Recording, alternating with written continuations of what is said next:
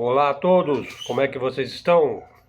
Sou eu novamente, Elder Araújo, canal Luz no fim do túnel. Hoje é 17 de março, 8 horas e 46 minutos da manhã em Santos, litoral paulista. Dia quente, 31 graus. Veja os assuntos de hoje. Israel, Ucrânia. Ora, vem mais guerras aí. Coreia, Taiwan, África. O Ocidente coletivo vai se encalacrando em guerras infinitas. Imagine o desespero daqueles banqueiros do BlackRock, chefes de Macron, quando veem as regiões que eles compraram na Ucrânia sendo tomadas pelas forças russas. Não existe paz num mundo onde exista o sionismo, simples assim. A incapacidade dos Estados Unidos em dar uma lição dos insurgentes Houthis no Mar Vermelho é tão acachapante que os Yankees foram pedir ajuda ao Irã. É impossível ser cristão e ser indiferente ou conivente ao genocídio em Gaza por Israel. Outra.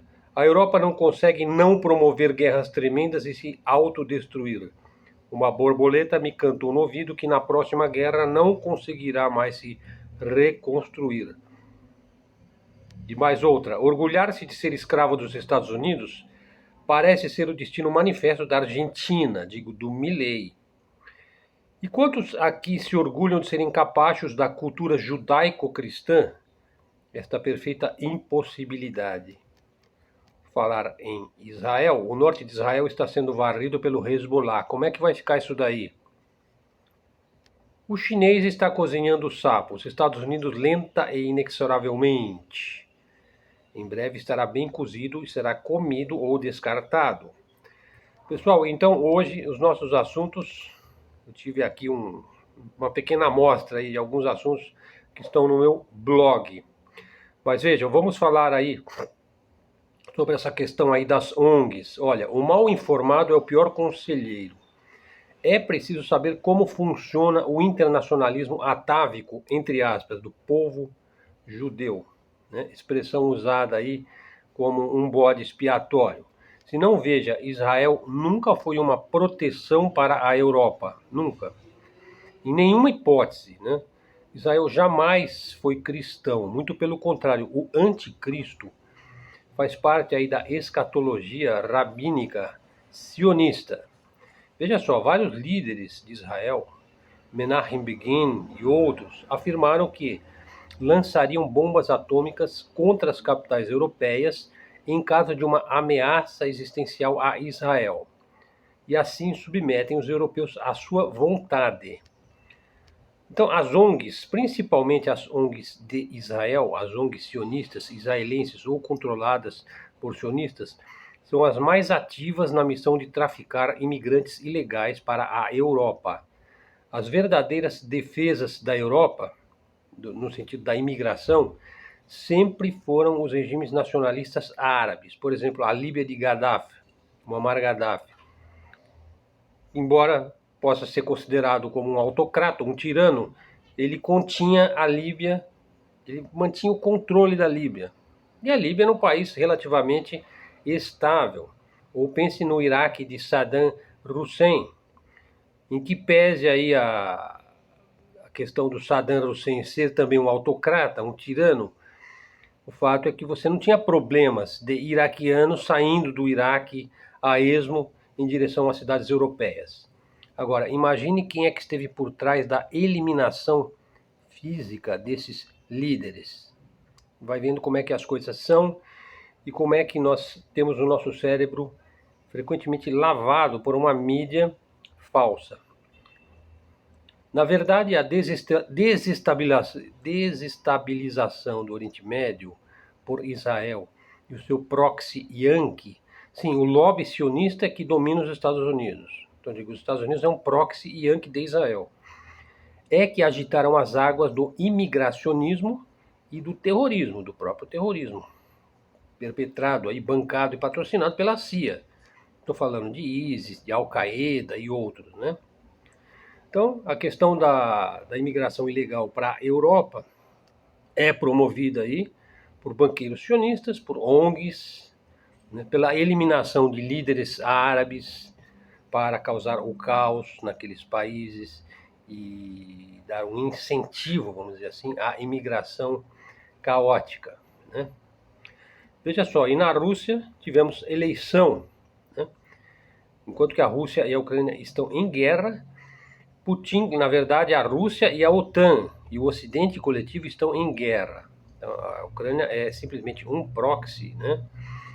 É uma guerra por procuração do Ocidente, com os Estados Unidos liderando, contra a Rússia, né? O Putin concorre em eleições legítimas na Rússia contra outros 3 candidatos de oposição, né? Mas veja, a vitória de Putin é certa, porque ele é uma pessoa que ele é amada pelo eleitor russo, pelo povo russo. Ele pode ter aí, no mínimo, 80% de aprovação. No entanto, você tem aí outros candidatos concorrendo à vaga de presidente, de primeiro cargo aí do executivo russo. Problemas que houve na eleição, sempre tem algum tipo de problema em eleições. Veja, por exemplo, nas eleições do Brasil, você sempre tem algum problema, sempre tem algum maluco querendo quebrar uma urna, querendo causar, enfim. Agora compare aí a eleição na Rússia, né, com a eleição na Ucrânia. Veja, o Zelensky ele decretou lei marcial, proibiu a participação de qualquer partido de oposição e suspendeu as eleições ucranianas. Compare, então, com a eleição na Rússia, onde você tem eleições legítimas com 4 candidatos, né? Agora, quem é que o Ocidente liberal e democrático chama de ditador? O Putin ou o Zelensky? Por aí vocês veem que o Ocidente liberal e democrático é uma fraude, é uma fake. A nossa democracia já virou um caos, uma bagunça, né? Continuando, pessoal, veja só. A função do Banco Mundial e do FMI hoje são órgãos globalistas, né? Dos grandes banqueiros aí que controlam as finanças do Ocidente. Veja só, a função desses órgãos aí não é de levar desenvolvimento aos países emergentes, como o caso do Brasil, e sim mantê-los estagnados com imposições neoliberais, tipo, trate de privatizar tudo aí para nós comprarmos, nós mesmos aqui, do Banco Mundial, do FMI, do BlackRock, do State Street, do Vanguard, etc. E avançam aí, então, com essas imposições neoliberais, você vê o que acontece com a Argentina hoje, com agendas malthusianas. Malthus é aquele que pregou que os alimentos crescem em progressão aritmética, né? E a população cresce em progressão geométrica, né? Então criou aí essas teorias aí de que é preciso haver um controle demográfico, né? Que não pode existir tantos seres humanos, e daí você também teve essas políticas aí abortistas, essas políticas de esterilização em massa, né? Ou a agenda verde, né? Por exemplo, para substituir a alimentação humana, né? Ou a energia limpa, o sanitarismo desenfreado, por exemplo, você vê na epidemia do Covid, você tinha que usar máscara, né? Então isso tudo vem um pouco aí de Malthus, né? Ou, por exemplo, as agendas pós-modernas, aí, como, por exemplo, o wokismo, né? O wokismo, que é uma série de políticas progressistas, né? Por exemplo, do Black Lives Matter, essas políticas aí que vêm desde o feminismo, né? Passando aí por imposição da vontade de minorias, o LGBTismo, o gaysismo, o abortismo, a liberação das drogas, né? O wokismo também está no cerne aí do identitarismo, né? E agora, para piorar ainda mais, você tem a vigilância tecnocrática, né? Que hoje é feita pelo próprio celular, né? Então, assim, a função hoje do Banco Mundial, do FMI, da ONU, né, do BIS, do BID, do FED, da OMS, da Organização Mundial de Saúde, né, não é levar o desenvolvimento aos países emergentes, né? Pelo contrário, eles funcionam de uma maneira a impedir o desenvolvimento. O chamado, a política nacional desenvolvimentista fica travada ou por conta de uma divisão política interna, como se dá, por exemplo, no Brasil, a polarização política, ou por conta de que você fica endividado, né? E você fica assim estagnado, sobretudo do ponto de vista financeiro, né? Bom, pessoal, agora hoje o assunto principal do vídeo, baseado num artigo do jornalista brasileiro que cobre a Ásia, o Pepe Escobar, falando da China. Veja só, esse é o ano do dragão de madeira. Veja só, eu já fui astrólogo, né?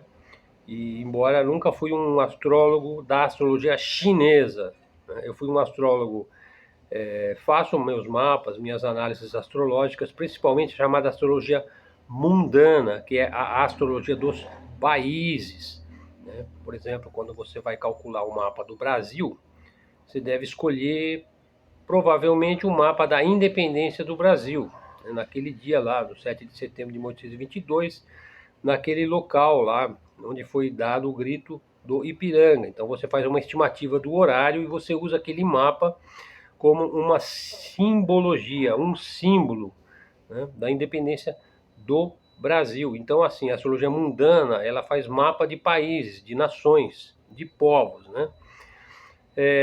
Mas, assim, a astrologia chinesa, ela é lunar, ela é baseada no movimento da Lua, e esse é o ano do dragão de madeira. Segundo a cultura chinesa clássica dos Wuxing, que são 5 elementos, veja, aí essa já é uma diferença, porque a astrologia de tradição ocidental ou de tradição védica, que é a astrologia indiana, só usa 4 elementos, né? Terra, água, fogo e ar, ao qual o chinês acrescenta o elemento madeira. Eles têm lá também o metal, né?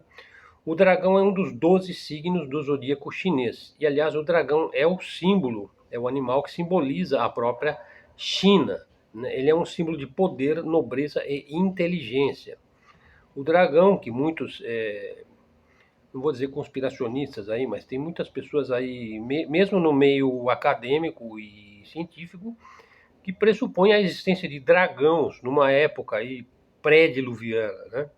O dragão é de madeira, no caso, o dragão de madeira. Então você tem o animal e a psicologia do animal, por exemplo, como eu falei, poder, nobreza, inteligência, e a madeira. Veja, a madeira representa o quê?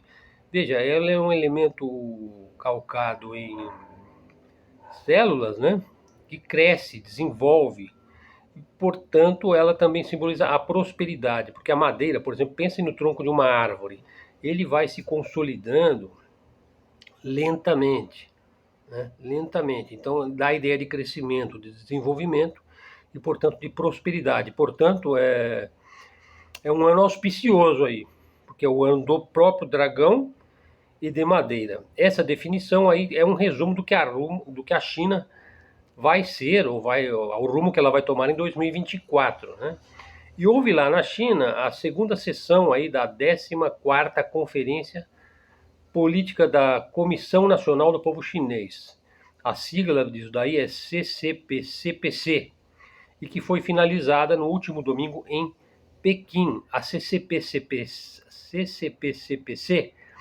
que é a Conferência Consultiva Política da Comissão Nacional do Povo Chinês. Veja, o chinês ele é notório por gostar desses títulos assim sugestivos e meio poéticos, né? Isso aí faz parte da cultura chinesa, né? Essa comissão aí, essa conferência, vamos dizer assim, o congresso, canaliza aí as expectativas do chinês comum, né? Portanto, ela atende aí, ela representa a vontade do chinês de uma maneira geral. Presta consultoria em uma vasta gama de assuntos, né? Esse ano, grande parte das discussões, os debates e das palestras focou em acelerar a modernização da China. Como saiu no Global Times, né, nessa mídia, 2024 não é apenas um ano crítico para atingir os objetivos do 14º Plano Quinquenal, que eles chamaram isso de Plano Quinquenal, mas também um ano de grande importância para alcançar a transição para um desenvolvimento econômico de alta qualidade. Foi apresentado um relatório de trabalho lá, no evento, pelo primeiro-ministro da China, o Li Qiang, que abriu a sessão do Congresso Nacional aí. A principal conclusão: Pequim vai buscar as mesmas metas econômicas de 2023. Sim, os chineses eles são muito estáveis em suas metas e objetivos, né? Significa um crescimento econômico de 5%, que é mais modesto se a gente for ver um país que já teve um crescimento de 10%, que é assim um desenvolvimento tremendo, né? É claro que os riscos de deflação, um certo declínio do mercado imobiliário por conta aí de algumas falências, né?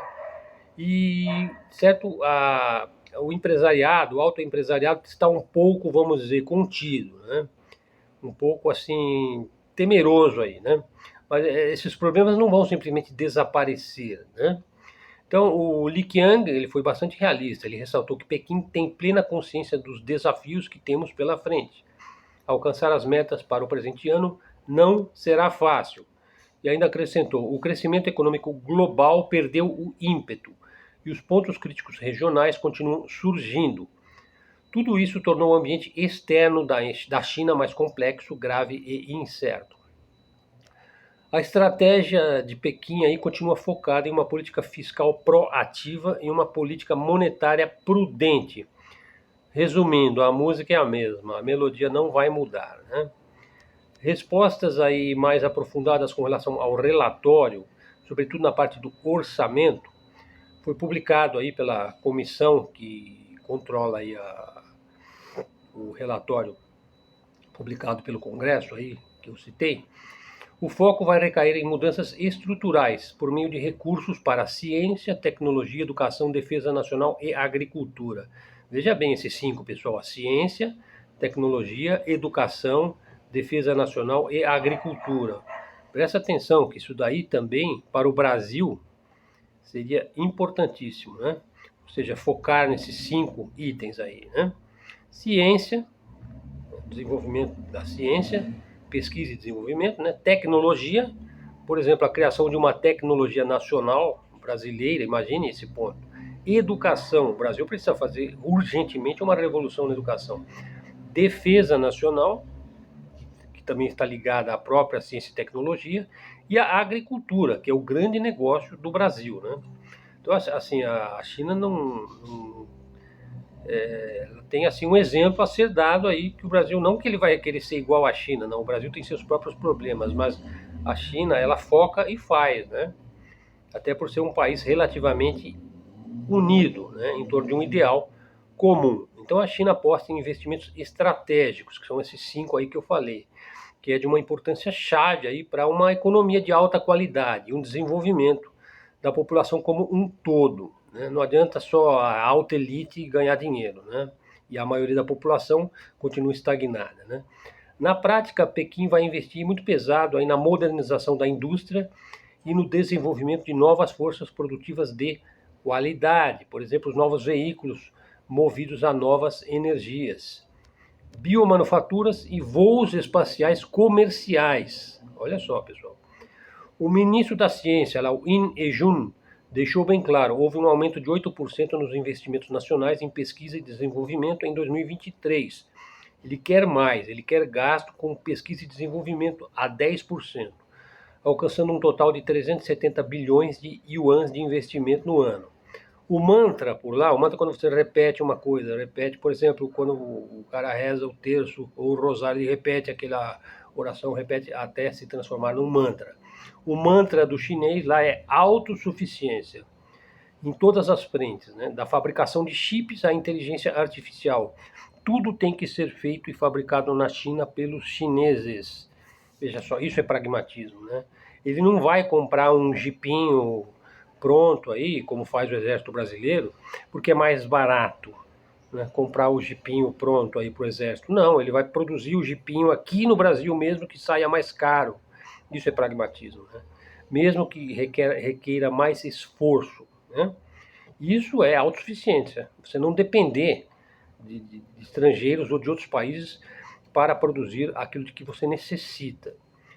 Bom, hoje a gente está vivendo uma época de guerra tecnológica, né? A China está focada aí em se contrapor a essa contenção tecnológica exercida pelo hegemon. O que é o hegemon? É o Ocidente coletivo, é o atlanticismo, né? É o excepcionalismo do Ocidente coletivo, né? Uma vez que o objetivo último aí do Ocidente é tirar a supremacia tecnológica do seu maior concorrente, essa disputa entre os Estados Unidos e a China. O Pequim, então, Pequim não pode se permitir, né, ser vulnerável aí nos gargalos tecnológicos impostos pelos Estados Unidos através de suas sanções. Também ele não pode ter perturbações nas cadeias de fornecimento. Então, os problemas econômicos aí não vai tirar o sono de ninguém, segundo disse aí o líder chinês, né? A liderança de Pequim olha sempre muito adiante, focando em desafios de longo prazo. Eles pensam em longo prazo, pessoal. E Pequim vai continuar a conduzir o desenvolvimento econômico de Hong Kong e Macau e a investir ainda mais na área da Grande Baía da China, que é o principal centro de alta tecnologia, serviços e finanças localizados no sul da China. Taiwan, não podia deixar de falar em Taiwan, foi um tema central do relatório de trabalho. Pequim se opõe à interferência externa, que é a linguagem código para as táticas do hegemon. Quando eu falo de hegemon, eu estou falando aí do excepcionalismo norte-americano, dos xerifes, né, dos pistoleiros ocidentais. Né?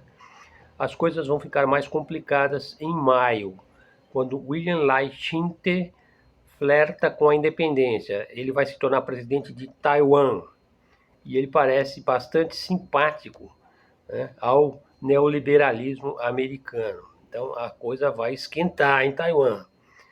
Quanto à área de defesa, vai haver um aumento de 7% em 2024, que é muito pouco se você compara aí ao orçamento de defesa do hegemon aí, dos Estados Unidos, que se aproxima de $1 trilhão, enquanto que o chinês não passa de 240 bilhões de dólares. Ainda se você considera que o PIB nominal da China está pau a pau com o americano, ou talvez já esteja ultrapassando dos Estados Unidos. E grande parte do orçamento de defesa irá para novas tecnologias. Inclusive levando em conta aí o aprendizado que o Exército Popular da China aprende no campo de batalha do Donbass, na Ucrânia. Olha só, eles estão aí tendo suas participações aí na guerra da Ucrânia. Bem como as profundas interações que fazem parte da parceria Rússia-China. A China vai continuar a se posicionar firmemente como defensora do Sul global, e aí que o Brasil entra, né? Isso fica explícito aí na fala do chanceler Wang e em uma entrevista dada lá, né? As prioridades aí do chanceler são manter relações estáveis com as grandes potências, por exemplo, manter relações estáveis com os Estados Unidos.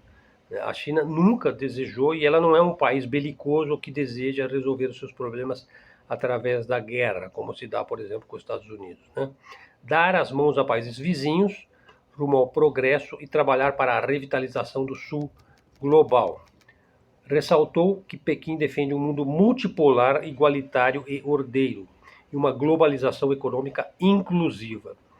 O mais importante tópico aí do chanceler Wang Yi foi o ímpeto para uma cooperação no âmbito da ICR, a Iniciativa Cinturão em Rota, a Belt and Road, que é o maior projeto comercial e de transporte de mercadorias do mundo, no entorno da China. Né? Ele definiu aí a Iniciativa Rota da Seda e Cinturão da Seda como um motor para o desenvolvimento de todos os países participantes e um acelerador da modernização da totalidade do mundo, né? Que é bastante ambicioso, hein? Wang Yi chegou a dizer que tem esperanças com relação ao surgimento de um momento do Sul global na governança global, na qual a China e a Rota da Seda desempenharão um papel essencial. O relatório trouxe, então, portanto, um parágrafo aí sobre a Rota da Seda. Mas ali tem uma verdadeira pérola, né? Wang Li se refere ao novo corredor internacional terra-mar que liga o sudoeste da China, sem acesso ao mar, à costa leste através da província de Guangxi. A Rota da Seda focará a abertura de novas rotas econômicas para regiões menos desenvolvidas da China, que representa aí uma diversificação da ênfase anterior, que foi na província de Xinjiang. O Dr. Wei Yangsong é membro aí do congresso aí que eu citei no início, aí, o CCP-CPC, e também do Partido Democrático dos Camponeses e Operários Chineses. Veja, é um dos 8 partidos que existem na China. Isso aí as pessoas não sabiam. As pessoas pensam que só existe o PCC na China, mas existem 8 partidos legalizados, né, que atuam na política chinesa. Ele fez vários comentários aí.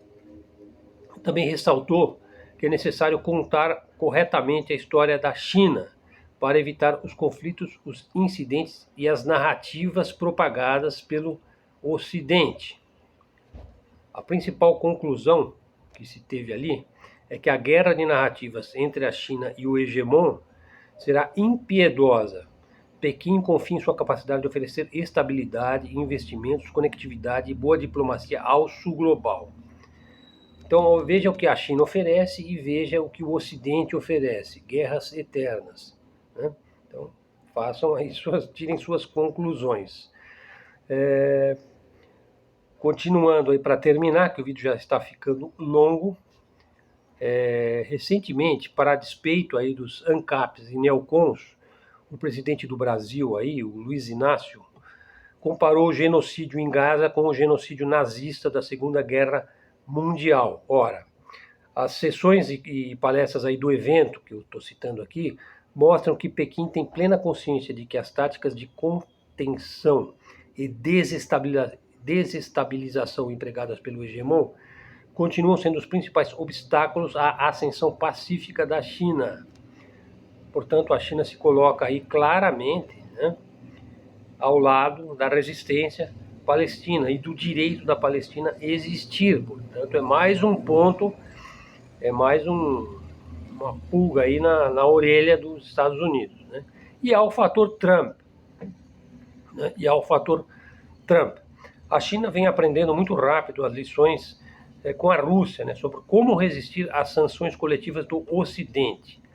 Isso vai ter de ser aplicado à China, principalmente se o Trump voltar à Casa Branca, como já se prevê. Portanto, é uma questão absolutamente crucial, que já está sendo discutida, inclusive em Moscou, no âmbito da parceria Rússia-China. E em breve também isso vai chegar nos BRICS e no Brasil. Por exemplo, formas de pagamento alternativas ao dólar, o aumento do comércio entre os membros do BRICS, né? Praticamente todo o comércio hoje, Rússia-China, é feito em yuans e rublos. O comércio aí com a União Europeia caiu bastante em 2023, ao passo que o comércio com a Ásia cresceu um pouco. O comércio da China com a Índia, apesar das dificuldades que os dois países têm, cresceu bastante. Bom, pessoal, o artigo ele ainda vai longe. Vocês vão encontrar o artigo todo no meu blog, né? E será que nós vamos ter o voo do dragão aí? E como é que vai ficar a questão de Taiwan? Sendo que a China continental, a China do Xi Jinping e do PCC, pede a união de todas as forças patrióticas, né? Inclusive o desenvolvimento militar aos arredores dos estreitos de Taiwan, para uma reunificação pacífica, o que na prática vai ser aí uma intensificação da cooperação econômica comercial em mais voos diretos para a ilha, em mais portos de carga e bases logísticas do continente para a ilha. Enquanto que o projeto Ucrânia vai para o lixo da história, o projeto Taiwan entra nos trilhos. Como temos dito, Taiwan cairá no colo da China. As guerras eternas do Ocidente hegemônico não vão parar e o dragão está pronto para a guerra. Pessoal, então é isso. Então, obrigado a todos aí pela atenção. O vídeo ficou um pouco longo, mas conto aí com a sua paciência e interesse neste assunto tão urgente. Se você gostou do vídeo, dá um like aí, faz um comentário, traga um seguidor para o canal, divulgue na sua rede, canal de mídia alternativa, mídia independente, de livre expressão e livre comunicação. Sendo que tínhamos para hoje, agradeço muito a sua presença e a sua atenção no nosso canal. Obrigado a todos, até a próxima e fiquem com Deus.